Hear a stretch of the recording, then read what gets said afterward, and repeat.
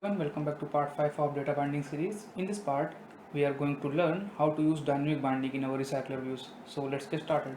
So for that, I need more than one view holder. So I already created 3 view holders. So the first one is view holder blue, and this will contain a color patch, and into it contain a text view. Alright, so ready to layout, and it will contain a text view. So similarly, we have our green one and we have our orange one, and each one is having this variable naming text, which is a type of string. Alright, so what I am going to do in here, just going to create a new package naming dynamic binding. So new package, and the naming is dynamic binding, and within this dynamic binding I create a new package naming model, and within this model I'm going to create two new classes. So the first one is our enum classes. So I think I give name patch enum, and this is a class. Convert this class into enum class, and this enum class contain orange, green, and we have blue. So blue. Alright, so after that need to create another class. So right click, new, Kotlin file slash class, and this time I'm going to give the name is patch model, and this is a class, and this class contains two variables. So the first one is text, which is a type of string, and the second is our val patch enum. Alright, so after that I'm going to create a new package. Right click, new package, call this adapter, and in this adapter create a new class. So Kotlin files class slash class, and naming dynamic sorry dynamic adapter, and this is a class, and this class is going to extend recycler view dot adapter. We have to pass in here our view holder, so we are going to create view holders within this class. So just use dynamic adapter dot my view holder, and make sure this I is smaller. Alright, so just implement all the methods. Alright, so we have 3 methods, and now I'm going to create a view holder. So this is a inner class, and naming is my view holder, while view data binding. So view data binding, and type is view data binding. Extend this with recycler view dot view holder, pass view data binding dot root in here. Alright, so we have to override one more method, and the method name is item get item view type, and you can see in here this thing will return a integer type. So I'm going to create a 3 new integer variable, const val. So const val, the first one is for our blue one, and I'm going to give value 0. Const val green one, value 1. Const val orange, so the orange one value is 2. Alright, so now I'm going to check when. So before we are going to write this override function, we have to create a list of values. So we are going to make a var list, which is equals to mutable list of patch model. So patch model, and just like previous part, we create a set content list, and this will accept a list, which is a type of list of patch model, and I'm going to set this list into our member variable list. So similarly list, and after that notify our data set is changed. So this is a immutable type, basically the list. So convert this into mutable list, and yes, everything is fine. So now we have our list in here. So by using our list position, which is coming over here position, and we have in here our patch enum. So now our patch enum has three values. So the first one is blue, and the second one is green, and the third one is orange.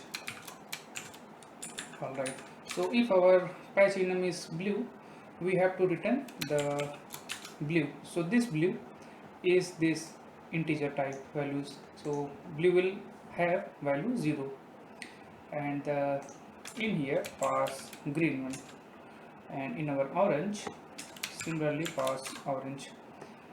So now just return this one, and in the else we just cut this thing, paste in here, and remove this return. Alright, so this is all for our get item view type. So in our on create view holder, so you can see in here we have view type. So after this function will execute, it will give me a view type. So you can see in here this is also an integer type. Basically these integer values blue, green, orange is going to be returned from this function, and which is further come in here. So we are going to check this thing. So similarly using when, so when our view type, so now when our view type is blue, so we have to perform something, and when it is green we have to perform something, and when it is when it is orange we have to perform something. So in here I am going to create while binding, and binding is view holder blue binding dot inflate, pass our layout inflator dot from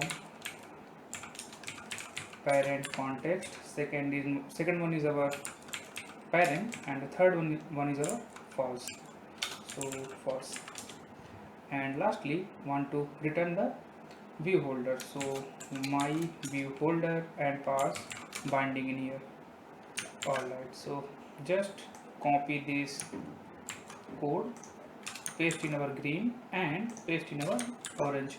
So in here instead of blue binding use view holder green binding, and in here use view holder orange binding, and yes, everything is fine.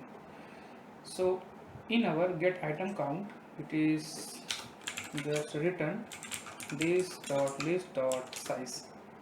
Alright, so here we encountered error. So what we do in here, we just append return in here. So we have to also encounter the else case. So for that, else we return our my view holder null in here. So our view data binding is not nullable type, so make it nullable, and in here use. Alright, so now it is fine.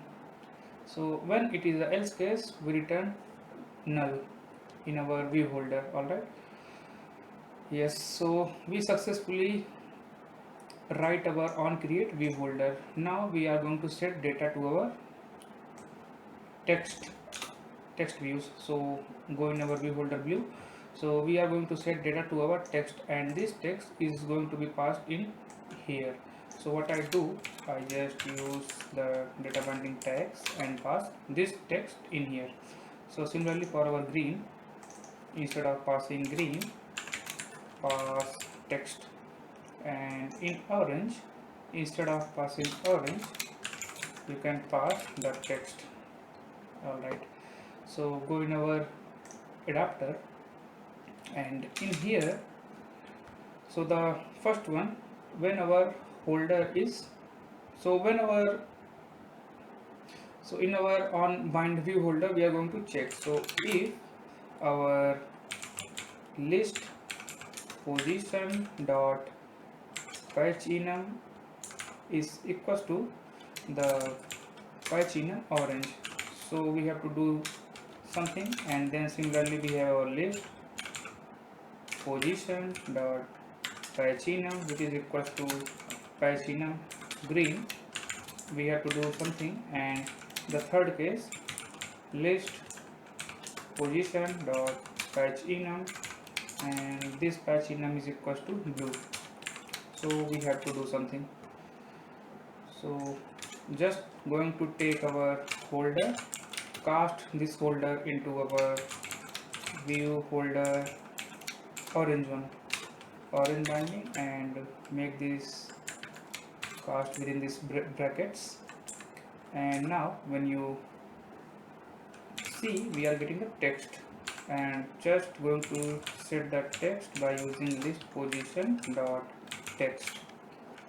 Just copy this, paste in here, and also paste in here. So just change this view folder green binding, and in here view folder blue binding, and yes, everything is fine. So I just forgot view folder dot view data binding. So in here folder dot view data binding, and here too folder dot view data binding. Now it is perfectly fine. Alright, so I just forgot this view binding, which is a member variable of this my view folder. Alright, so now everything is fine. Just go in our main activity, and yes, we are going to create a list, and this time our list is contain the patch model, and we are going to init.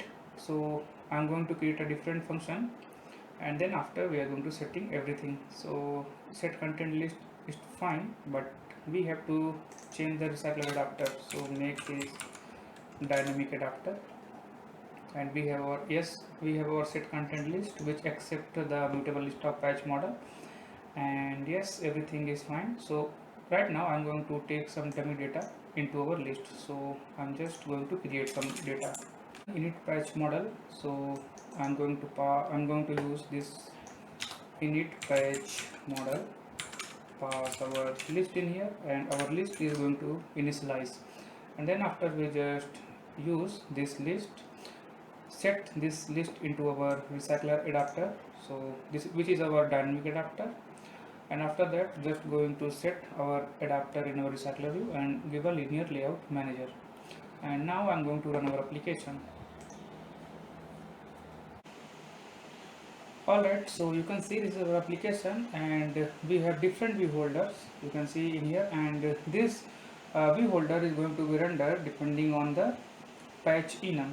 So the first one is blue, second one is orange, third one is green, then blue, then orange, then blue, and so on. Alright, so you can use dynamic binding by this approach. So this is all for this video, and we will meet in our next video where we are going to learn about two-way data binding. So thank you for watching this video.